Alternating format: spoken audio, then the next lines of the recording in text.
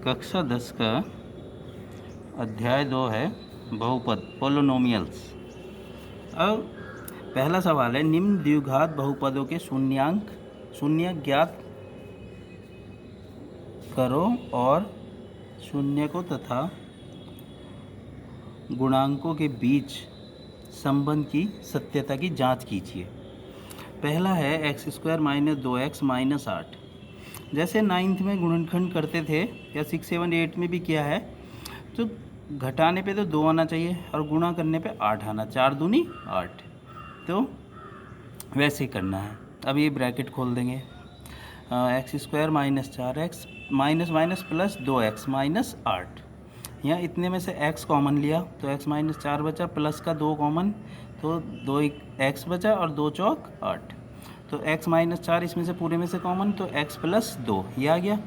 इसलिए x² - 2x - 8 का मान शून्य है जब क्या x + 2 = 0 या x - 4 = 0। अर्थात जब x + 2 = 0 तो x का मान -2 आ गया, और जब x - 4 = 0 तो x = 4 आ गया। इसलिए x² - 2x - 8 के शून्यक -4 और -2 और 4 हैं।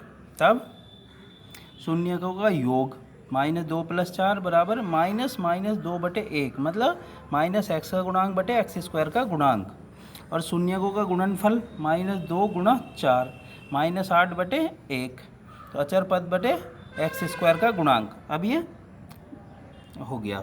अब दूसरा है 4x² फिर 4s² - 4x + 4s है, ये 4s + 1।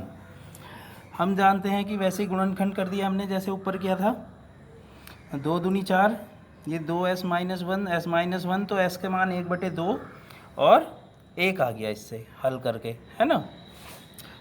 इसलिए ये क्या हो जाएगा, 4s² - 4s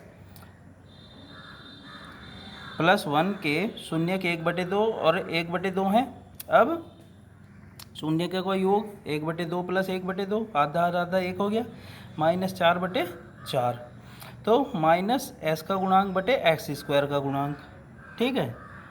अब शून्यकों का गुणनफल क्या हो गया, 1/2 × 1/2, 1/4 आ गया, तो अचर पद बटे s² का गुणांक। अब तीसरा है 6x2 - 3 - 7x। पहले इसे सही करके लिखा, 6x² - 7x - 3। अब 6 × 18 और घटाने पे 7 बचना चाहिए, 9 दूनी 18, ये टुकड़े हो गए इसके, है ना। इसी तरह अब इसको हल कर दिया तो इसके शून्य क्या आ गए, 3x + 1 = 0, और तो x के मान आ गए -1/3 और 3/2। इसलिए 6x2 - 7x - 3 के शून्य क्या हो गए, -1/3 और 3/2 हैं। अब शून्यकों का योग -1/3 3/2 प्लस का, तो 6 लघुत्तम 7/6, ये -x का गुणांक बटे x² का गुणांक। फिर शून्यांकों का गुणनफल -1/3 × 3/2 कितना हो गया, -1/2, 3 से 3 कैंसिल, -3/6 बराबर ये हो गया अचर पद बटे x² का गुणांक। फिर चौथा है 4u² + 8u। हम जानते हैं 4u² + 8u, 4u कॉमन तो u + 2, इसलिए 4u² + 8u का मान शून्य है, तो 4u = 0 तो u बराबर और u + 2 = 0, तो u = 0 और -2 आ गए इससे, है ना। इसलिए 4u² + 8u के शून्य 0 और -2 हैं। अब वही शून्यांकों का योग निकालेंगे, 0 + -2, -2 आ गया, तो -8/4 -u का गुणांक बटे u² का गुणांक। शून्यांकों का गुणनफल 0 × -2, तो 0/4 लिख सकते हैं, अचर पद बटे u² का गुणांक। ठीक है। अब पांचवा है t² - 15। हम जानते हैं t² - 15, इसे लिख सकते हैं t² √15 की घात 2। तो इसमें सूत्र लगा दिया a - b a + b, a² - b² का। इसलिए t² - 15 का मान शून्य है जब t + 15 = 0 है या t - 15 = 0 है, तो t = -15 और +15 मान आ गए इसके। इसलिए t² - 15 के शून्य -15 और +15 हैं, तब शून्यकों का योग निकाल देंगे। -15 + 15 बराबर 0, तो -0/1 ऐसे लिख सकते हैं, माइनस टी का गुणांक बटे टी स्क्वायर का गुणांक। इसी तरह शून्यांकों का गुणनफल -15 × 15 अंडर रूट के बराबर -15 आ गया, तो -15/1 लिख सकते हैं, अचर पद बटे टी स्क्वायर का गुणांक। इसी तरह 3x की घात 2 - x - 4, अब 3x की घात 2 - x - 4 के गुणनखंड करेंगे, 4 तिया 12 है ना, तो 4 में से 3 गए, 1 बचेगा, और इसमें भी घटाने पे 1 बचना चाहिए था और गुणा करने पे 12 आना चाहिए, है ना। तो इसके गुणनखंड ये हो गए 3x - 4 और x + 1, ये इसके गुणनखंड हो गए। अब इसलिए 3x की घात 2 - x - 4 का मान 0 है जब 3x - 4 बराबर 0 या x + 1 बराबर 0, अर्थात x का मान कितना आ गया 4/3 या x बराबर -1 हो। इसलिए 3x की घात 2 - x - 4 के शून्यक 4/3 और -1 हैं, तब शून्यकों का योग 4/3 प्लस माइनस का 1, तो 4 - 3 मतलब 3 लघुत्तम लेंगे तो 1/3 आ गया, -1/3 माइनस का, तो -x का गुणांक बटे x² का गुणांक। अब शून्यांकों का गुणनफल 4/3 गुणा -1, इनका गुणनफल कर दिया 4/3, तो अचर पद बटे x² का गुणांक। अब दूसरा सवाल है, एक द्विघात बहुपद ज्ञात कीजिए जिसके शून्यांकों का योग तथा गुणनफल क्रम से दी गई संख्याएं हैं, ये दिए हैं, है ना, 1/4 - 1। तो पहला है, माना कोई द्विघात बहुपद क्या है, ax² + bx + c है और शून्यक अल्फा और बीटा हैं, तब अल्फा + बीटा 1/4 आ गया, इससे -b/अल्फा बीटा, अल्फा मतलब इनका गुणनफल -1 है, -4/4 लिख सकते हैं, तो c/a हो गया। तुलना करने पे a का मान 4 और b बराबर -1, ये इससे लिखेंगे a बराबर 4 आ गया, बटे में है, और b बराबर -1 आ गया, c का मान -4 आ गया, ठीक है, इससे तुलना करने पे। तो यह द्विघात बहुपद जिसमें दी गई शर्तें संतुष्ट हैं, ये क्या है 4x² - x - 4, जो समीकरण थी x² + bx + c, a b c के मान रख दिए इसमें, ठीक है, ये है।